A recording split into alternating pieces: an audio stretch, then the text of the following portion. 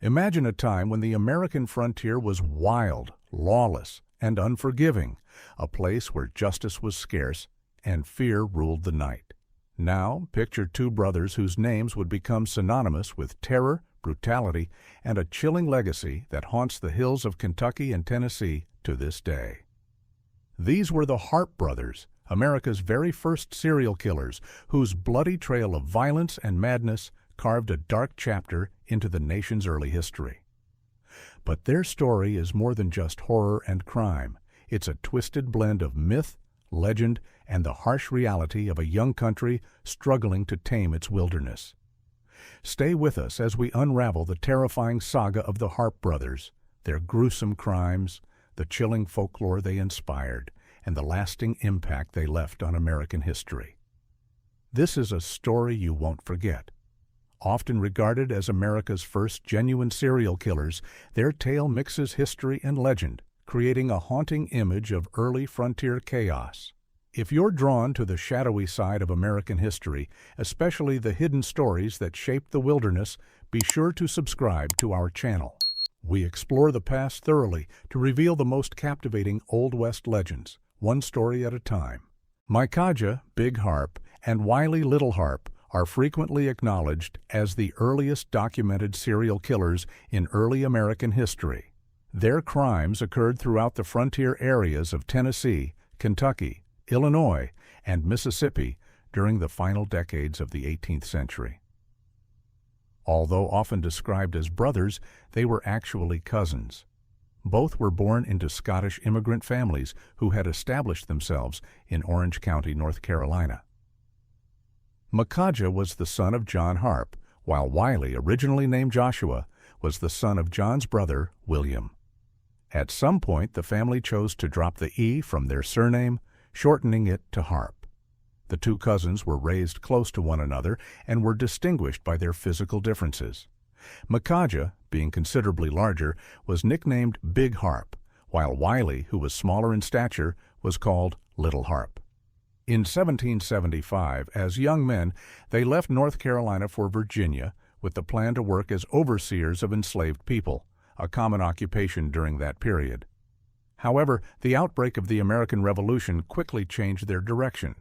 Instead of supporting the independence movement, the Harpes sided with British Loyalist forces. These irregular militias operated with little regulation, and the Harpes soon gained a reputation for taking part in violent raids and lawless actions that went beyond military objectives. Historical documents indicate their behavior during this time was motivated more by personal gain and chaos than by political loyalty. One notable incident involved Wiley Harpe being seriously wounded after an attempted attack led to a clash with Captain James Wood, a Patriot officer in North Carolina. Despite his injuries, Wiley survived, and the cousins continued their troubling path across the frontier. In 1780, Micajah and Wiley Harpe officially joined British forces during the American Revolution, marking the beginning of their infamous criminal activities. In 1780, Micajah and Wiley Harpe officially enlisted with British forces during the American Revolutionary War. They took part in multiple battles along the borderlands of North and South Carolina, fighting in support of the Crown. By the next year, they had broken away from the formal British Army and joined forces with a band of Cherokee warriors. This new partnership led them into further clashes with settlers in regions of North Carolina and Tennessee, where they engaged in raids against frontier settlements. Seeking revenge against Captain James Wood, who had previously injured Wiley, the Harpes reportedly kidnapped Wood's daughter, Susan, along with another young woman named Maria Davidson. These women were compelled into domestic roles with the cousins and remained with them for several years. Accompanied by these women and a few additional men, the Harpes journeyed westward toward Tennessee. During the trip, a man named Moses Doss voiced concerns about the welfare of the two women. According to period reports, the Harpes saw his interference as a threat to their authority, and he was soon discovered dead under suspicious conditions. The group eventually made their home in the Chickamauga Cherokee village of Nickajack, located in present-day southwestern Tennessee. They stayed there for over 10 years. During this period, both women are believed to have borne children, although sadly, the infants did not survive. Historical records indicate the Harpes showed little concern for the safety of their own families, which only added to their brutal reputation. Even after the British defeat at Yorktown in 1781, the Harpes remained connected with factions opposing American expansion. They are said to have taken part in the Battle of Blue Licks in Kentucky in 1782, one of the final major battles of the Revolutionary War, and continued to engage in smaller frontier skirmishes. By 1794, conflicts with native groups in the southeast intensified, and American forces prepared to attack Nickajack. The Harpes received advance warning and fled, escaping the village's destruction by American troops. They later set up a new camp nearby and lived for several months on the edge of Cherokee lands. Reports from this era reveal that the Harpes resumed raiding settlements near Tennessee. By spring 1797, they had settled in a cabin on Beaver's Creek, close to Knoxville. That same year, Wiley Harpe wed a local woman named Sarah Rice, daughter of a minister. Susan Wood and Maria Davidson were then acknowledged as the wives of Nickajack Harpe. In the closing months of 1798, the Harpes initiated a series of murders that would cement their reputation as two of the most chilling figures in early American criminal history. Their crimes were notable not only for their savagery, but also for the seeming lack of financial incentive, which was unusual among frontier criminals. Their earliest known victims included two men in Tennessee, one in Knox County and another along the Wilderness Trail. By December, they had crossed into Kentucky, where two travelers from Maryland were killed under suspicious circumstances. Unlike typical outlaw gangs of the period, the Harpes showed minimal interest in theft or material gain. Historical records describe many victims found in gruesome states, with bodies concealed in rivers or secluded forests. This pattern revealed a disturbing disregard for human life, alarming the local population. Their next documented victim was John Lankford, who had been journeying from Virginia to Kentucky. When his body was found, a local innkeeper identified the Harpes as having been nearby. This led to their arrest and imprisonment in Danville, Kentucky. Nevertheless, the Harpes succeeded in escaping custody. Soon after, a tragic event unfolded. The young son of a man who had aided law enforcement was discovered dead, igniting public fury. On April 22, 1799, the governor of Kentucky offered a reward of $300 for each Harpe, a considerable amount at the time. The cousins continued to evade capture, moving northward and allegedly murdering two men named Edmonton and Stump along their route. Near the mouth of the Saline River, the Harpes encountered three men camping. All three were later found dead, fitting the grim pattern established by the Harpes' earlier deeds. The cousins then made their way to southern Illinois, seeking shelter at Cave in the Rock, a notorious outlaw refuge managed by river pirate Samuel Mason. Although Mason and his gang engaged in criminal activities, primarily robbing flatboats along the Ohio River, even they were reportedly unsettled by the Harpes' conduct. When the cousins began enticing travelers to the top of a bluff and allegedly pushing them over the edge, Mason's crew expelled them from the hideout. Forced to flee, the Harpes returned to eastern Tennessee, where their violent spree quickly resumed. Among the victims during this period were a farmer named Bradbury, a man named Hardin, and a young boy known only as Coffee. Soon after, more bodies surfaced. William Ballard's remains were discovered in a river, reportedly weighed down to avoid detection. James Brissell was found on a nearby ridge, and John Tully met a similar grim fate. Each case revealed a pattern of brutal force, fueling growing terror across the frontier.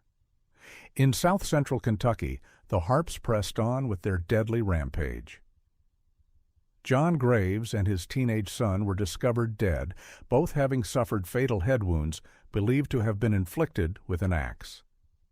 Further tragedies occurred in Logan County, where several victims, including a young girl, an enslaved youth, and an entire family asleep at a campsite, were reportedly murdered, marking one of the darkest chapters in the Harpe's trail of violence. One of the most chilling stories from this time involved Big Harpe and his infant daughter. Historical accounts state that while traveling near Russellville in August 1799, he killed the child after growing irritated by her crying. This incident highlights the extreme and unpredictable behavior often associated with him during this era. That same month, a man named Trowbridge was discovered dead near Highland Creek. Investigators at the time observed evidence of brutal post-mortem treatment, matching the pattern of other crimes linked to the Harpe brothers. Soon after, the Harpes were given shelter overnight by the Stiegel family in Webster County. Unfortunately, this kindness led to further tragedy. During their stay, an overnight visitor, Major William Love, was killed, as was the Stiegel's infant son, reportedly in response to his crying. Mrs. Stiegel, devastated by the loss, also died under tragic circumstances. These events provoked a fierce reaction. A posse was formed to capture the Harpes, including Moses Stegel, who had recently lost his family. The Harpes fled west, but continued plotting violence.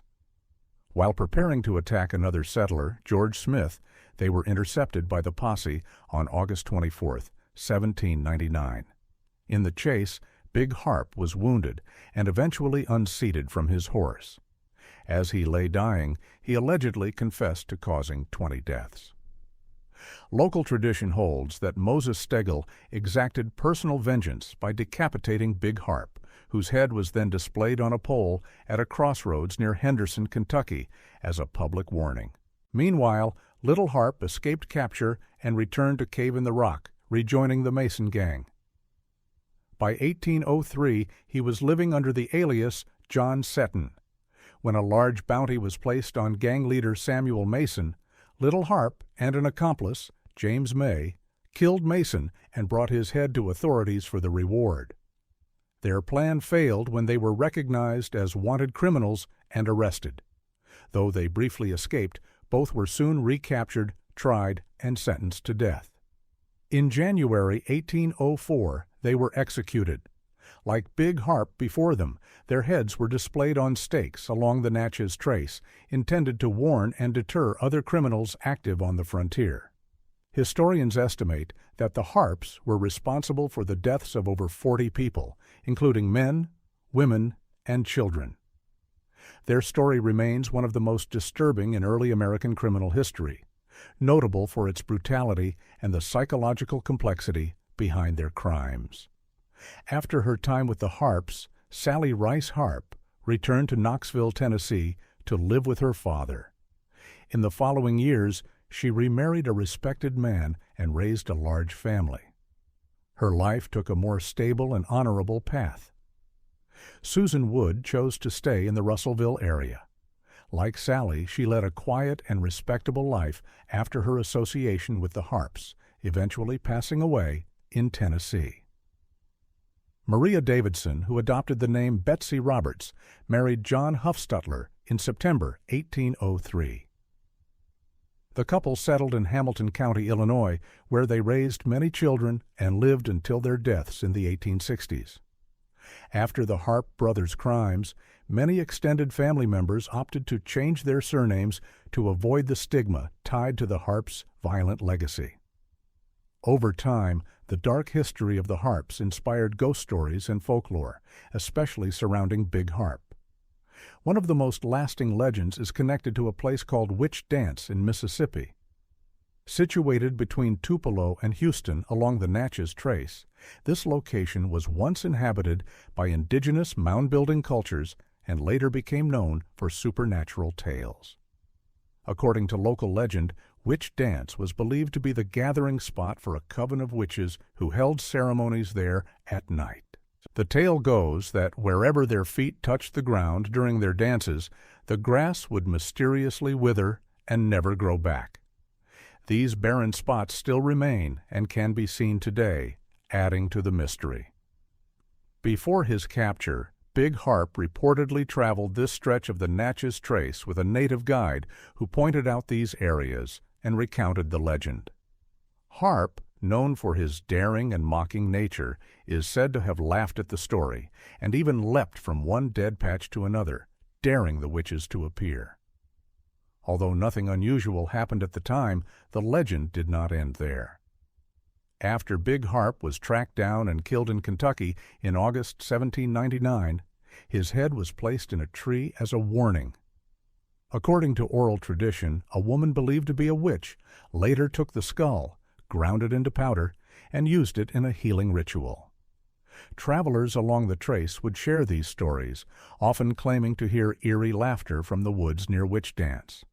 Whether folklore or exaggeration, these tales became part of the region's rich storytelling tradition, blending true history with lasting myth. The Harpe brothers left behind more than just a trail of victims. They etched their names into American folklore as the nation's first known serial killers. Long before the term existed, they embodied the darkest side of frontier life, lawless, ruthless, and detached from even the most basic human decency. Their story is not merely one of crime, but of a young nation struggling to enforce justice in a wilderness where terror could roam as freely as any outlaw. The Harpe brothers' story is more than just a dark chapter in American history. It's a haunting reminder of how fear, violence, and legend can intertwine to shape the very soul of a nation. But what really happened in those shadowy corners of the frontier?